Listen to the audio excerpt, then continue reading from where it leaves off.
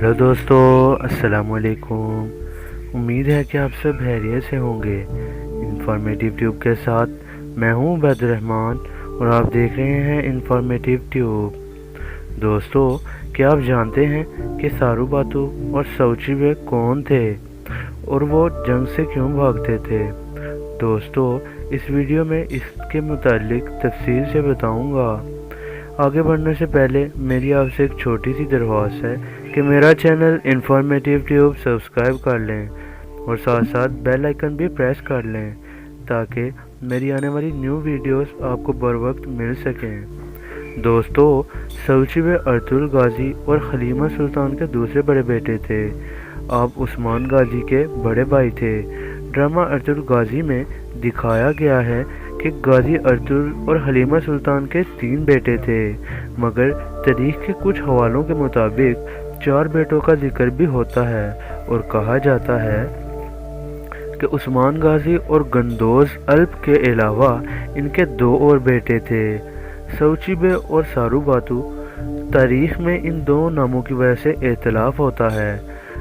कुछ तारीखदान इन दोनों नामों को मिलाकर एक ही नाम तस्वर करते हैं, लेकिन हैरत की बात यह है कि अर्तुल गाजी के मकबरे के पास 2 कब्रें हैं और इन कब्रों के एक तख्ते पर सारू बातू और दूसरी कब्र के एक तख्ते पर सऊची बे लिखा हुआ है।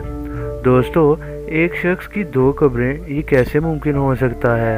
मगर फिर भी कुछ लोग इन दोनों नामों को एक ही नाम तस्लीम करते हैं, जबकि कुछ लोगों के नज़दीक ये दोनों 2 शख्सियात थीं और दोनों ही अर्तुल गाजी और हलीमा सुल्तान के बेटे थे।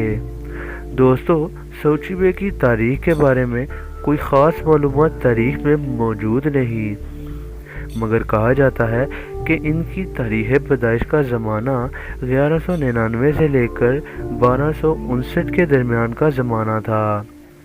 बचपन से ही इनका रुझान इल्म अदब और साइंस की तरफ बहुत ज़्यादा था और इनके नज़दीक ये भी राय थी कि एक रियासत तलवार की बजाय इल्म अदब की वजह से ज़्यादा उभरती है।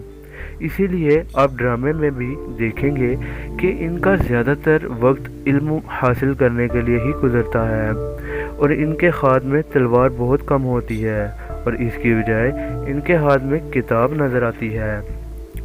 तारीख में बहुत से वाक़यात ऐसे भी मिलते हैं कि इनके ये बेटे अर्तुल गाजी के साथ कई जंगों में शामिल हुए थे।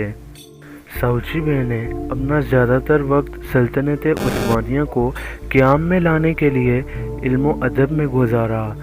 ये बहुत ज़हीन इंसान थे और अर्तुल गाजी इन्हें अपनी एलची बनाकर बातचीत के लिए भेजा करते थे।